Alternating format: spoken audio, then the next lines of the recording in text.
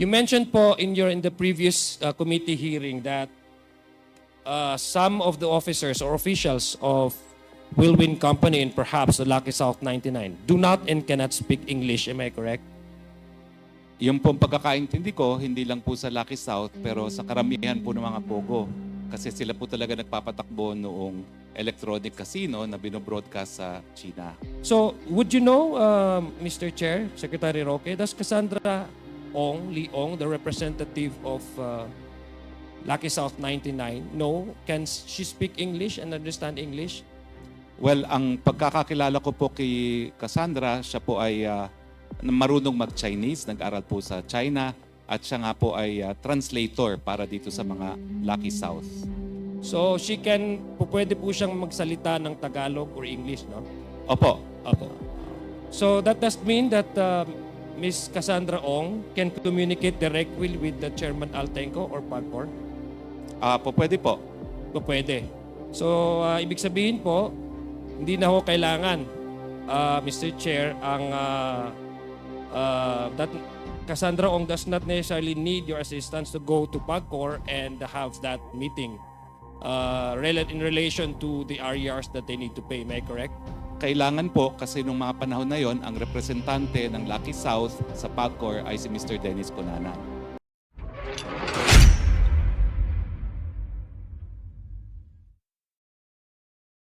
Magandang umaga po sa ating lahat. Joint Chairs, let me go back a little bit because there seems to be some concerns that have yet to be addressed fully by this committee. And this is in relation to the meeting that took place between Lucky South 99 and Chairman Altenco.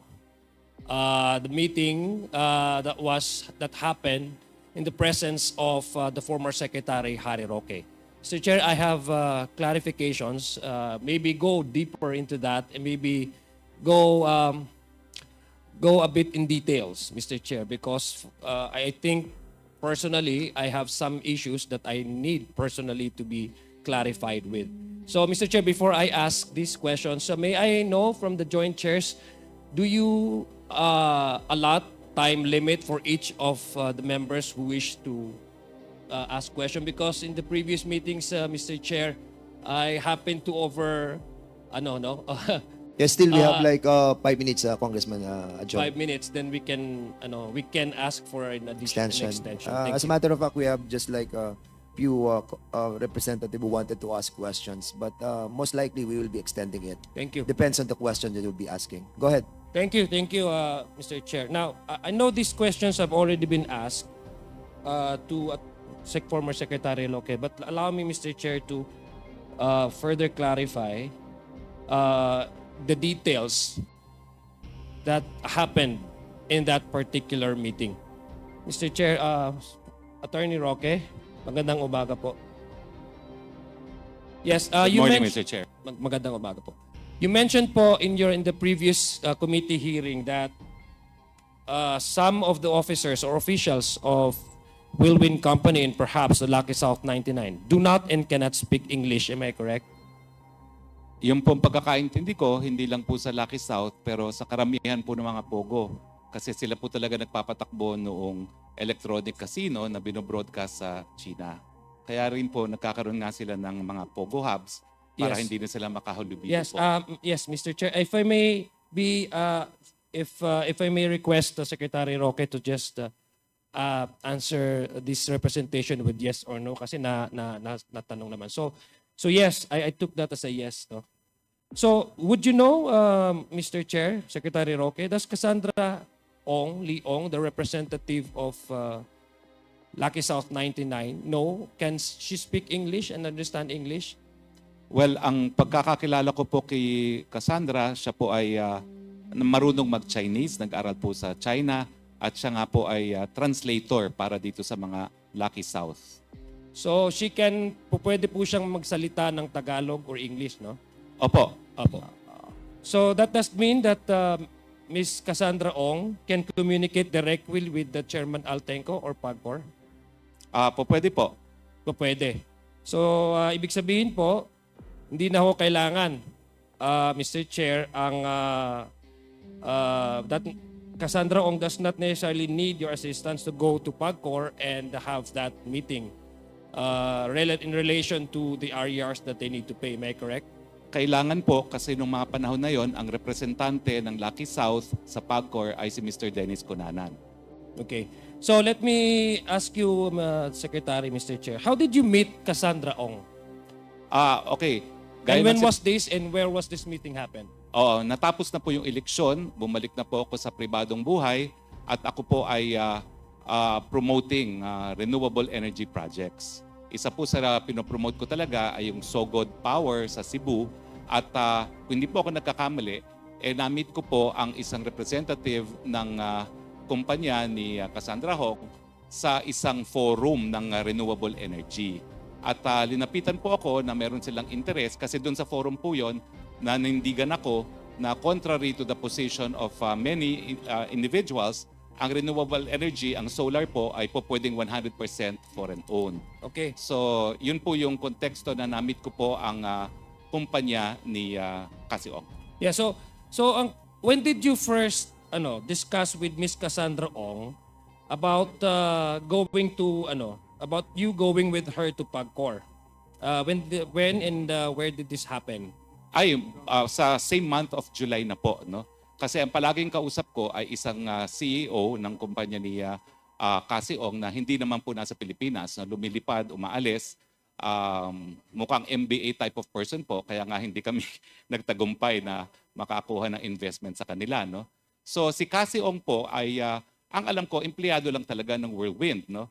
At bago pa nga nalaman ko na nadispalkohan yung So, Lucky Mr. Chair, South. sorry po. Yes. So ano po?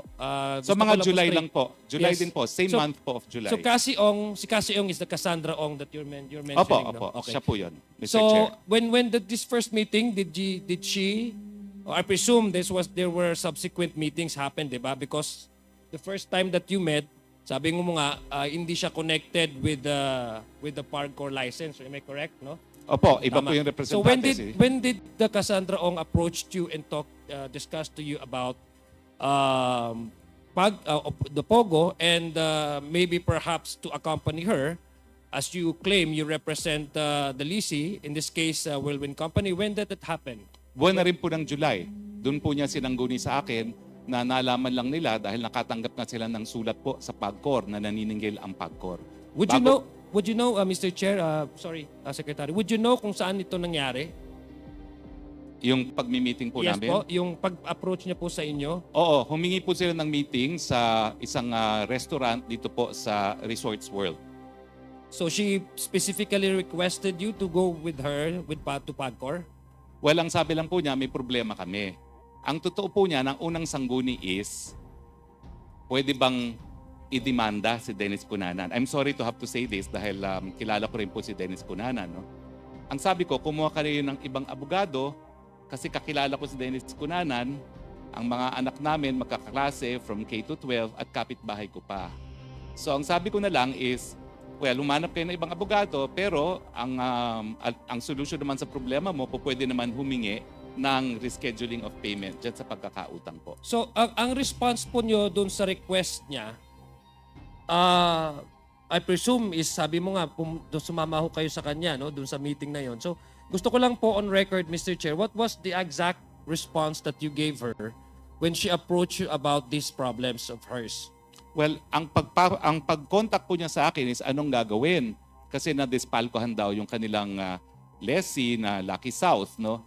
So, ang gusto niya is legal action.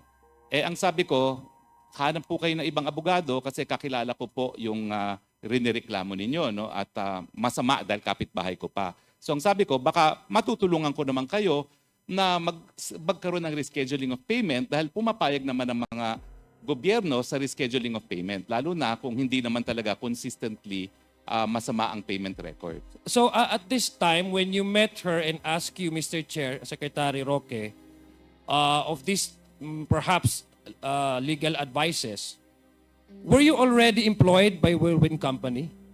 Hindi pa po. Kasi po, nag-iinganyo nga po ako sa kanila na mamuhunan po sa mga energy projects. So wala pa po kaming professional relationship. It was more of I wanted them to invest in an energy project po. Okay. So fast forward po tayo na claim niyo naman po at na-narrate niyo na nga po na you confirm that you were present during that meeting with Opo. Chairman Tenko, no? Opo. Yeah, okay. So sino pong tumawag? Who called the Chairman Tenko or PAGCOR to arrange this meeting? Well, ang sekretarya ko po ang nag-arrange ng meeting matapos po na nalaman namin na ang pagre-reschedule ng payment is a board decision. So your secretary arranged this meeting when you were still not employed by Whirlwind Company? Well, by that time po, opo, parang accommodation ko lang po sa Whirlwind.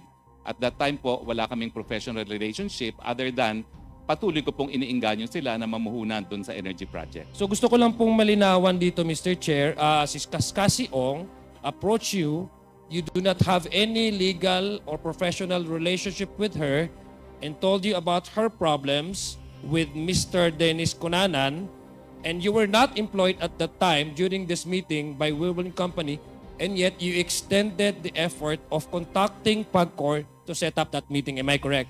Tama po yun dahil nga po iniingganyo ko sila na mamuhunan sa proyekto. So parang that's a show of good faith po. Matanong ko lang po, bakit ho nyo nagawa yun? Dahil gusto ko po talagang magkaroon ng relasyon sa Whirlwind na sila po yung mamuhunan doon sa mga energy projects na pinupush ko. Okay. Would you confirm this, Chairman Tenko, that the meeting that was that took place among you was arranged or requested by the Secretary of Attorney Roque? Magandang umaga po, Congressman Adyong. Yes, on the week prior to July 26, the office of former Secretary Roque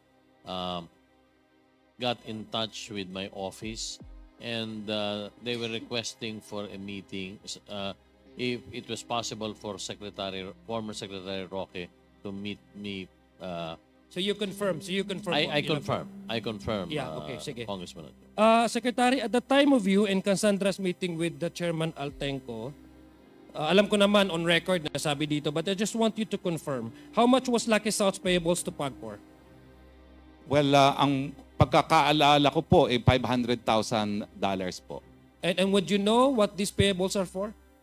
Actually, hindi ko po alam kung ano talaga yung nature ng payment.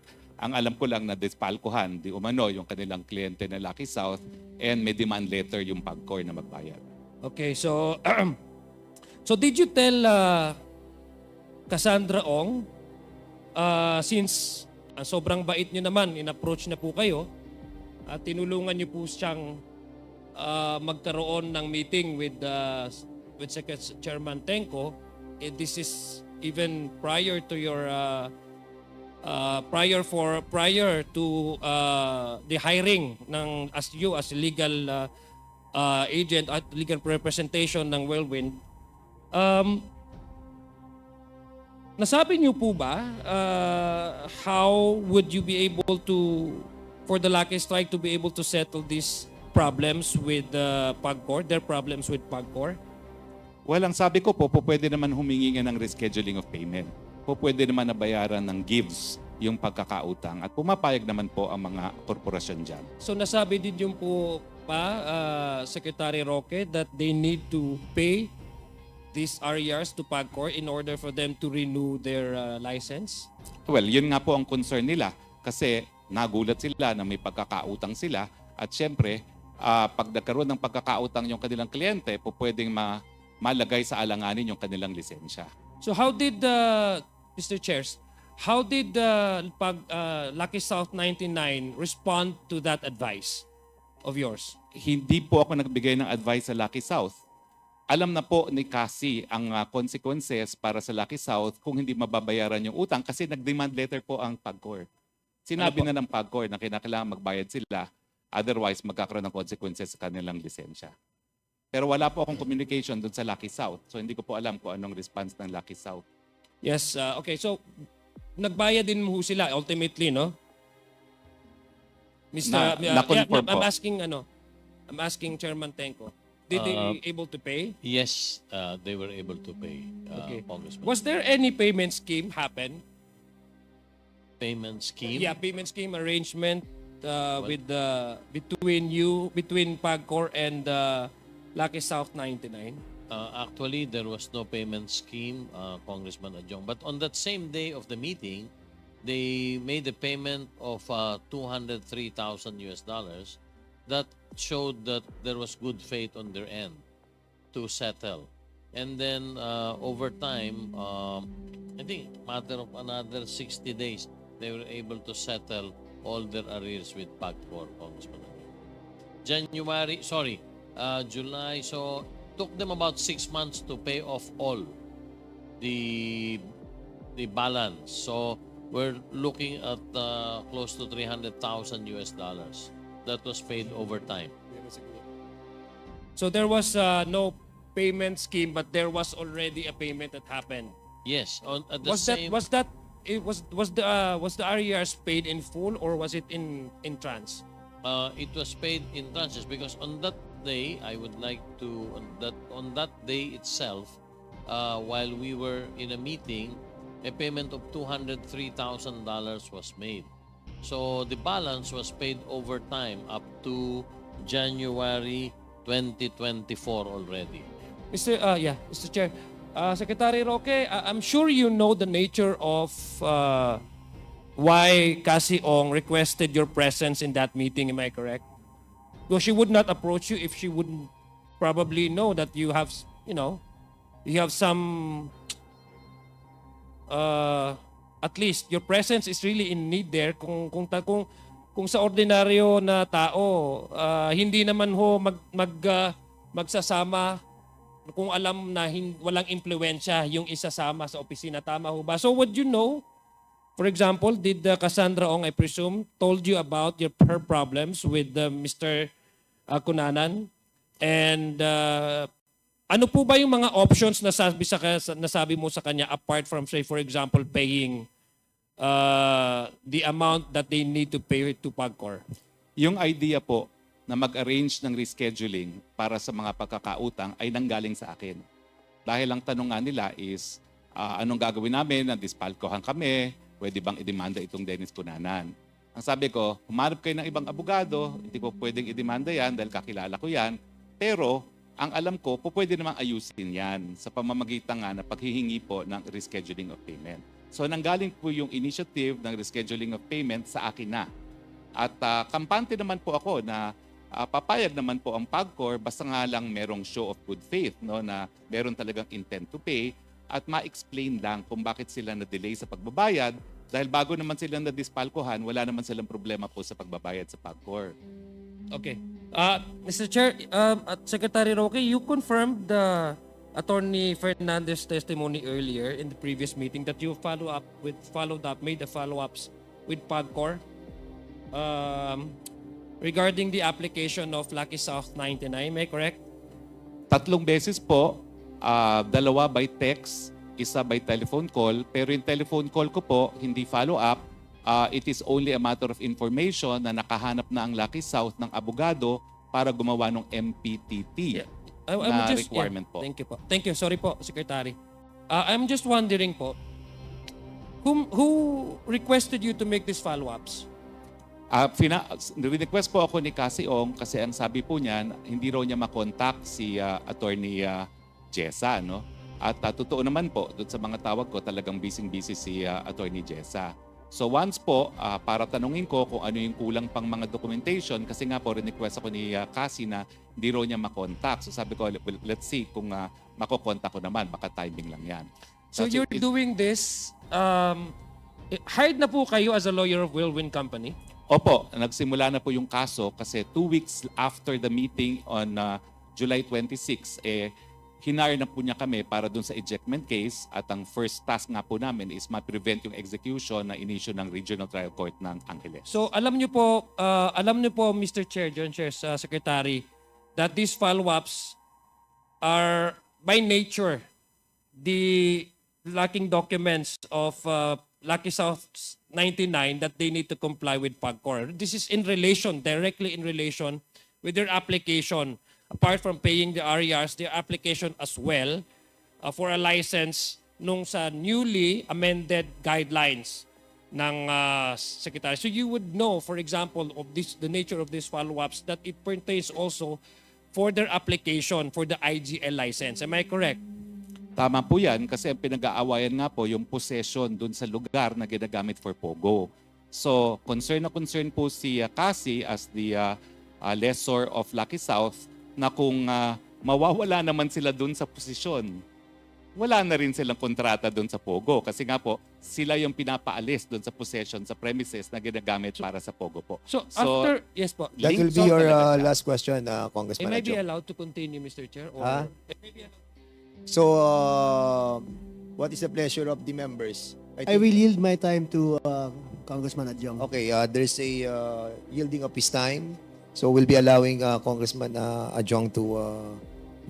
sabagay ko naman ang kasunod si Kit Flores. Thank you. This, Thank you. So, the Chair would like to acknowledge the presence of Congresswoman Lorna C. Silverio. You can proceed for another 5 minutes. thank you, Mr. Chair. So after learning about this lacking of documents in the application of Lucky South 99 PAGCOR, sino po ba ang whom do you report this, Secretary? May mga documents ka ba na pinapresent sa kanila that may probably help them to comply ultimately with the request appeal for a license after you have follow up with the PAGCOR? And you learned about these lacking documents, to whom do you report this po? Well, Mr. Chair, Since you are according to you, a lawyer of Wilwin Company. Mr. Chair, pinadalan po ako na listahan ng requirements ni Attorney Jessa at yung Viber mismo sa akin ni Attorney Jessa, finorward ko lang po kay Cassie Ong. So have you told advise Cassandra Ong that Lucky South 99 must also comply? Finorward ko lang po yung text as is mismo ni Attorney Jessa because those were the lacking documents. No? So, hindi lang ko tayo maging abogado as an ordinary person. When you extend something to a person, especially if you know that this is of legal consequence, agree ho kayo doon. Na kasi tinutulungan nyo, kasi you would not help anybody if you don't agree from the very start of the, say for example, of the request or the application. Would that be correct? On a human level perception, would you at least confirm to this representation that you agree and you may as well support the request of Lucky South 99 for their application for the IGL license? Hindi naman po. Ganito po kasi yan. Yung pumasok kami sa ejectment, may desisyon na, meron ng writ of execution na papaalisin sila. So ang aking tanong, lalaban pa ba tayo sa ejectment dahil ang issue dyan is, meron ka pa bang kliyente na uupa in the first place? Kung wala nang uupa sa'yo, bakit ka palalaban doon sa ejectment? At in fact, ngayon po, yan ang problema ng Whirlwind. No? Na kapag natalo sila sa possession, bibigay na namin yung problema sa POGO doon sa may-ari. So importanteng malaman din po para malaman ko anong strategy na gagawin namin, no? Kung magkakaroon pa sila ng parokyano doon sa paupahan nila. Dahil ulitin ko po nung kinuha nila ako, meron ng writ of execution. So actually, sabi ko, this is actually a 60-40 na matatalo na tayo, no? Na ang aasahan na lang natin mapiprevent natin yung execution. Pero dahil talo na sila at meron ng writ of execution, ang tanong din is it worth it to fight kung wala ka rin namang kliyente at hindi rin mabibigyan ng lisensya? So pwede ka na mag-surrender kung ganun po. Well, I think para sa akin ang pagkakaintindi ko po, no, I'm not refuting your claim, Secretary Roque. You're entitled to your own opinion, but I find it very rather peculiar for a person to extend such assistance if from the very start I do not agree and I do not support such request. So masyado ho kayo mabait, Attorney Roque. Now, in the previous hearing po, Mr. Chairs, Secretary, it was your claim that you were acting as for Whirlwind Company because the Whirlwind Company in this case is the agent or the leasee nung Lucky South 99. Am I correct po, Mr. Chairs? Lessor Secretary? po sila. Yes. Ang I'm sorry. leasee po ay correct me, Lucky correct. South. Yes. Opo. So, tama po. Sorry po. So, you confirm that? Opo, I confirm that po.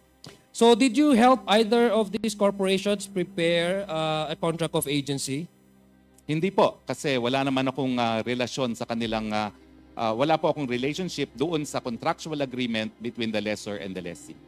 So, if there's no proof that there is a contract of agency, being you as the lawyer, I presume that you are well knowledgeable about law, and as a lawyer to Whirlwind, you would probably ask Whirlwind Company if there is a contract of agency that signed or took place between these two agencies. Would that be rather peculiar for you not to, at least to review if this kind of a relationship between these two entities, considering that you went extended your effort beyond what your call of duty because you have sorry po, you have, gusto ko lang po maintindihan because you even went as further as to arrange a meeting with Lucky South 99 with Pagcor. Hindi ho nyo ba hiningi or have you in instance ask for a clear proof and evidence of a contract of agency? Well, nung punto pong yon, ang alam ko sila ang lessee ng mga cruise. So nakita ko po yung lease contract. Now, sinabi din nila na nagpapaupa sila dyan nga naman in turn sa Lucky South. So nakita ko rin po yung kontrata nila between Whirlwind and Lucky South. So meron po talagang lease contract in turn between Whirlwind and Lucky South. Yun po ang nakita ko. Okay, Congressman Adjong, can I interject something? yes, please. Konti lang at My pleasure. medyo nakikinig ako sa inyong discussion and I wanted to be clarified for Secretary Harry Roque. Kasi there are a lot of corporations, no? Marami. Merong Lucky South 99 corporations, may Lucky South 99 Outsourcing Incorporated, merong Lucky South 99 Group Incorporated, meron Lucky South 99 Limited Incorporated. These are all interconnected yung mga incorporators. So, basically, iba pa to yung sa tinatawag nating Whirlwind. Ang Whirlwind is more on the real estate. So, ito ang binigyan ng lisensya. Sino ang unang binigyan na lisensya diyan sa tinatawag po nating maraming Lucky South 99? Hindi ko po alam kasi kahit kailan wala pa ako naging relasyon po sa Lucky South. Okay. Kung hindi po ninyo alam ay yung ating pong allow me Congressman Adjong para maliwanagan tayo kasi medyo ako'y naguguluhan dito sa Lucky South 99 eh. Ang dami eh. We are talking about Lucky South 99 ha. But when you read all the documents sa SEC saka sa Pagcor, merong Lucky South 99 Outsourcing Incorporated. Meron Lucky South 99 Corporation. Meron Lucky South 99 Limited. Meron Lucky South 99 Group Incorporated. So, yung members ng Lucky South 99 nandito. Sino bang presidente nyo? Julian Linsangan, the third? Nandito? So, Julian Linsangan. Saan ka incorporator? Good morning. Ay, sandali. Wait. Have you taken your oath? So to all those who are invited for the first time on this hearing, please stand up para ma-administer po yung inyong oath. And the COMSEC is hereby directed to take their oath.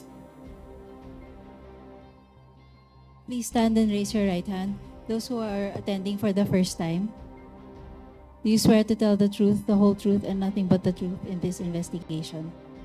Thank you. Please take your seat.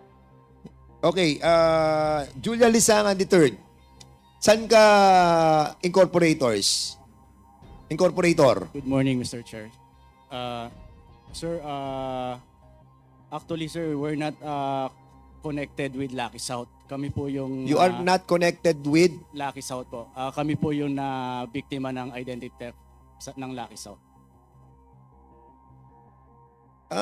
Biktima kayo ng Yes, Your Honor. Identity theft. identity theft. Yes, Your Honor. So, hindi kayo involved dito sa Lucky South 99? Yes, Your Honor. We're not even part of it. Kasama mo rin si Marion, Ryan Marion. Chua. Yes, Your Honor. Hindi rin kayo involved dito? And even Edwin Ang?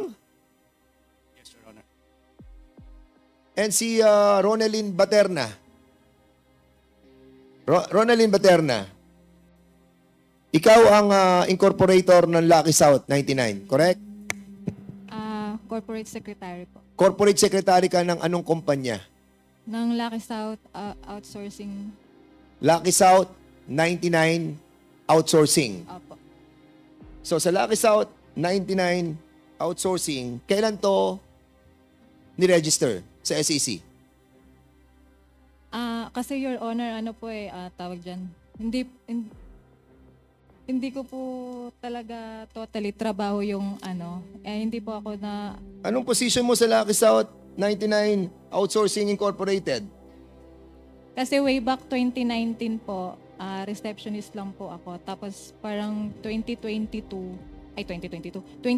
po, parang inano po nila ako na maging corporate secretary. So you were, okay, inassign ka lang doon sa korporasyon, Opo. pinapirma ka lang without you contributing anything doon sa korporasyon? Opo. Ha? So dami ka. Ginawa kang dami. Nino? Di ba po, 2019 receptionist. Tapos nung sinabi po nila na parang gagawin po nila akong corporate secretary. So parang inano ko na lang po siya as promotion. Kaya po nag-okay So po sino ako. nagsabi sa iyo na ipapasok ka sa Lucky South 99 Outsourcing Incorporated? Yung company po. Sino nga doon sa company? Mga admin po. Sino sa company? Sino yung admin? Anong pangalan nung nagsabi sa iyo? Si Ma'am Charlotte po. Si Charlotte. Anong pangalan ni Charlotte? Parang siya po yung HR namin. Charlotte ano? Charlotte Sia po. Charlotte C? Sia po yung pagkakaalam ko. So Chinese siya? Apo. Chinese siya? Opo. Is she still here? Wala na po siya, Your Honor So anong position na doon? Charlotte C? Pagkakaalam ko po, siya po ay isang HR. Kasi siya po yung nag-interview sa akin. So in other words, napunta ka doon, Ronalyn Baterna. So lahat dito, kasi makikita namin yung mga signatures mo from Lucky South 99 Outsourcing Incorporated, napapunta ka rin dito sa Lucky South 99 Corporation. Di ba? Opo. So alam mo yung series of the signatures that you have given to these corporations? Hindi ko po alam. Basta pirma ka lang ng pirma. Opo. Magkano binayad sa inyo? Wala po kasi, empleyado po kasi ako, Your Honor. So nagtatrabaho po talaga ako. Wait, sandali. What do you mean binayad po? Ano? Ano po yung... Hindi, tinatanong namin kung magkano binayad sa iyo para pumirma ka sa lahat ng korporasyon na to. Kasi, alam mo, parang, it doesn't make sense, ano? It doesn't make sense na pipirma ka sa mga dokumento na kung saan makikita mo SEC, PAGCOR, di ba? Saan mo mag-iisip ka eh? Mag-iisip ka, ano tong pinipirmahan ko? Ano na to? SEC na to? PAGCOR na to? Gaming na to eh? Tapos, sasabihin mo sa amin dito na pumipirma ka lang dahil walang pabor na binigay sa'yo? Dahil empleyado ka lang? Magkano sweldo mo bilang employee? Yung sa Magkano yung sweldo? 17K po nung naging receptionist ako. Tapos, nung parang pinromote nga po ako, ginawa ko na lang 23K a month. So, 17, naging 20 ka. 23 po. Ilan taon ka na sa kanila? 2019 hanggang 2024. Hanggang ngayon. 2019 hanggang ngayon, 5 years. Opo. 5 years ka na doon at sinasabi, ang sweldo mo mula noon hanggang ngayon is 17. Na-level up ka na, 20,000 ka na ngayon. 23 po. 23,000. 23,000. In other words, sinasabi mo na naisahan ka. Parang gano'n. Kasi po, yung iniisip ko po kasi na corporate secretary, yung parang explanation po sa akin is magpaperma lang po ako ng paper. Parang dagdag lang po sa I hope you don't trabaho. mind. Anong natapos mo? Ano po? Anong natapos mong course? 2 years grad lang po. Anong course? Associate Computer. Associate Computer? Saang school? Sa Mindanao po. Taga Mindanao ka? Opo. And I think you are educated enough to know that what you are signing is so important that what you are trying to manifest in this committee is unbelievable. Sama parang nagdududa kami dito na it's either wala ka talagang alam or ito ang plano nyong ipaalam sa amin with the connivance of your employer. Kasi you've been there for so many years and you have established relationship. At kami naman dito sa Kongreso, tingin ko, hindi naman tanga mga congressman dito para basta-basta paniwalaan ka namin na pagkatapos na 5 taon na nandun ka, hindi mo binasa 5 taon na nandun ka, nagtatrabaho ka, hindi mo binasa yung SEC, hindi mo binasa yung PAGCOR. Sa lahat ng mga dokumento at lahat ng kanilang mga negosasyon, andun ka. Mula sa Lucky South 99 Outsourcing hanggang sa Lucky South 99 Corporation, kasama ka. Miss Ronelyn Baterna. I think we will be asking more questions in a while. So, nakuha ko na yung time ni Congressman Adjong. I will be yielding back his time. But, Ronelyn Baterna, please answer truthfully. I think you are hiding something. And later on, we will be finding it out. Sige, go ahead, Congressman Adjong. Thank you, Mr. Chair. Secretary Roque, in the previous meeting, our hearing, and this has been, affirmed by you, validated by you, that you were number one, you were nga an agent, lawyer for Whirlwind Company, no? So whenever you I was an agent. I was a lawyer yes, for Whirlwind. correct me. I'm wrong. I was wrong about that. You're a lawyer of Whirlwind Company, and whenever you represent Whirlwind Company in relation to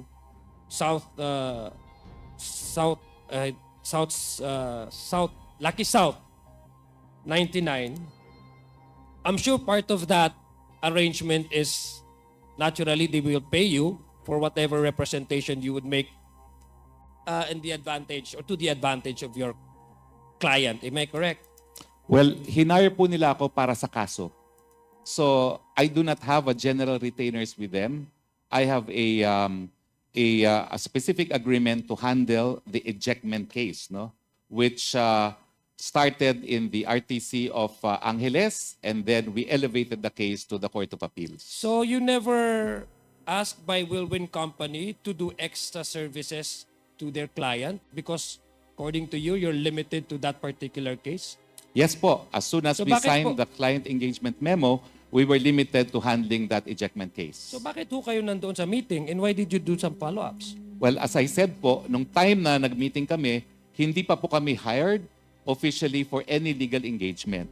It was more of trying to convince them to invest in the energy projects that I was promoting, Your Honor. Kailan po kayo, Mr. Joint Secretary, kailan ko pa, may we know kung kailan ho kayo na-hire ng Whirlwind Company? Well, na-file po namin. I submitted the documents po sa RTC Angeles second week of August. No, when your legal services was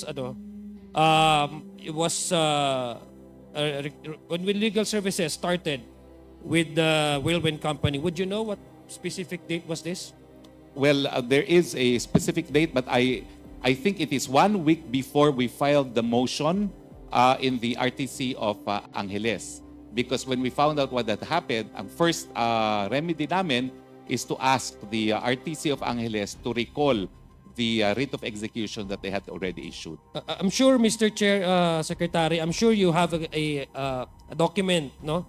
Official document that you are in. Sabi mo nga, you contest the question of Congressman Flores and Congresswoman Beatrix in the previous, kasi there was no client attorney relationship between you and Lucky South 99. So I presume, following that logic of yours and your explanation, you would probably have a document that would testify that you were hired by Wilwin Company. Would you be so kind enough as to give us a copy of that?